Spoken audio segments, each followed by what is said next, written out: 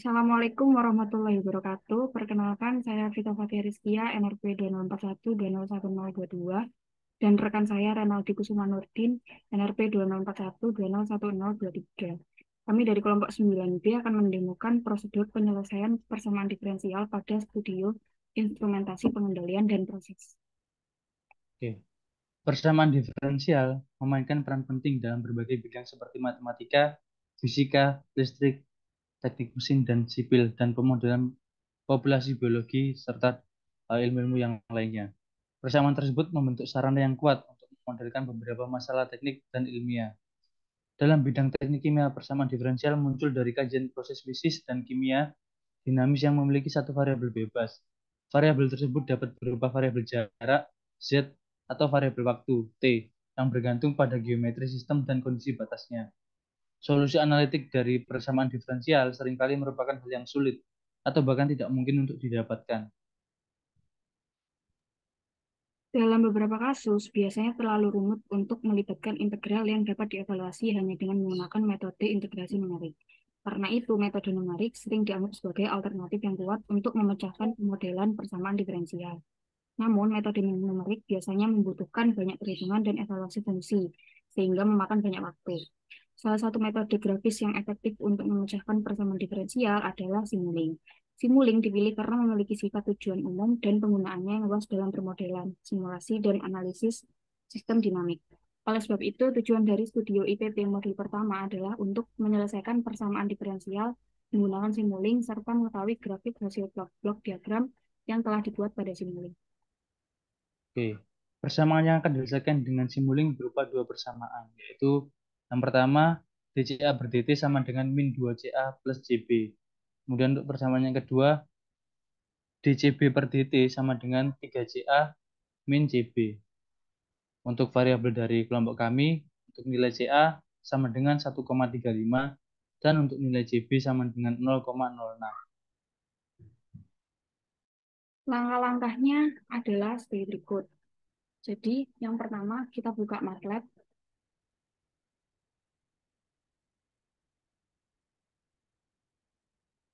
Jadi kita buka MATLAB, kemudian pada command window ketik Simulink atau langsung ada Simulink bisa langsung dipencet.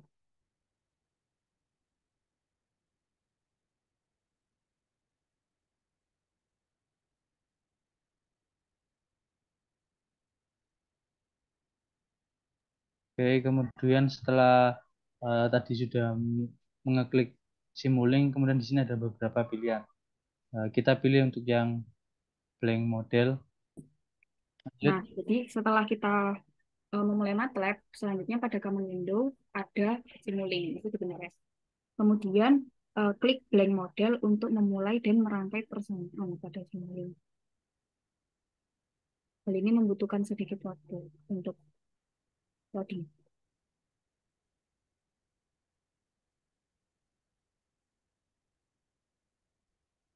Oke, kemudian pada library browser,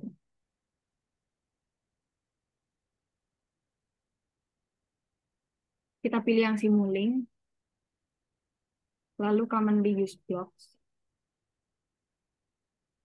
Nah, kemudian kita mulai merangkai persamaan yang ada dengan memasukkan komponen-komponen yang diperlukan. Oke, kemudian komponen-komponen yang diperlukan ada gain, kemudian sum, kemudian integrator, kemudian ada mux, dan yang terakhir ada scope. Yang jika dimasukkan ke dalam worksheet akan berbentuk seperti ini. Nah, pada worksheet ini, gain berfungsi sebagai pengalian dengan skalar. Nah, pada simulasi ini nilai gain pada persamaan mengikuti koefisiennya, sehingga pada persamaan pertama koefisiennya bernilai min 2, sedangkan pada persamaan kedua koefisiennya bernilai 3. Kemudian untuk sum berfungsi sebagai penjumlahan dua buah sinyal. Pada Simulink, sum ini ada yang plus-plus dan ada yang plus-minus. Pada persamaan satu menggunakan sum positif, sedangkan pada persamaan dua menggunakan sum positif negatif. Kemudian ada integrator, di mana integrator ini berfungsi sebagai integrasi sinyal input. Pada permasalahan ini, integrator tiap persamaan sesuai dengan variabel yang telah diberikan oleh asisten lab. Jika diklik pada integrator yang CA, nah itu kita masukkan initial condition 1,35. Kemudian pada integrator yang CB, kita masukkan initial condition 0,0.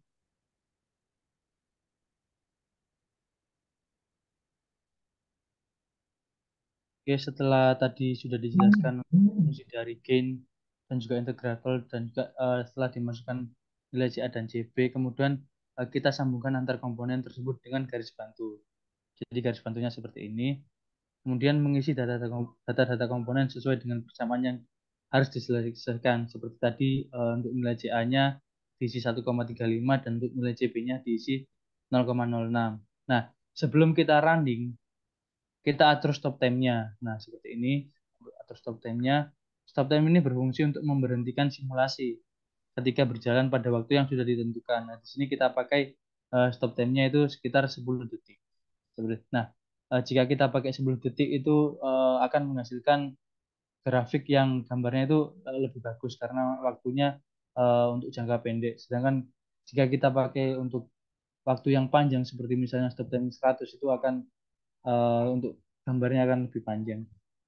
Oke, sudah kita atur stop time 10, kemudian kita uh, jalankan atau kita running permodelan kita.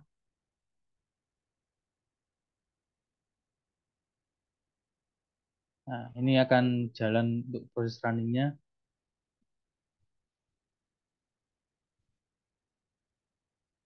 Oke, sudah selesai. Kemudian setelah di run, kita klik untuk log scope ini.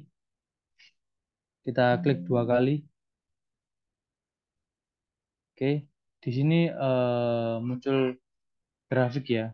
Nah, sebetulnya ini belum muncul untuk garis 1 dan garis 2 ini. Jika kita ingin munculkan, maka kita klik tools yang ada di sini. Nah, seperti ini.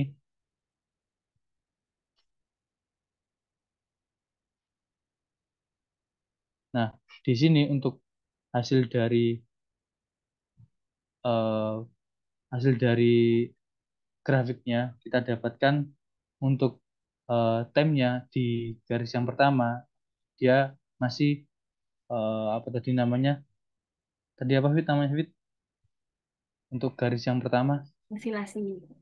isolasi. Nah, artinya isolasi itu dia belum stabil.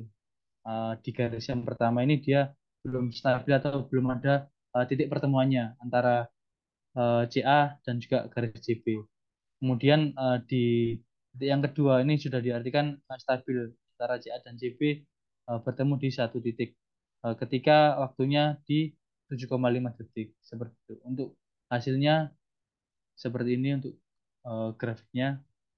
Barangkali untuk simulasi dari persamaan diferensial yang bisa kami praktikan semoga bermanfaat.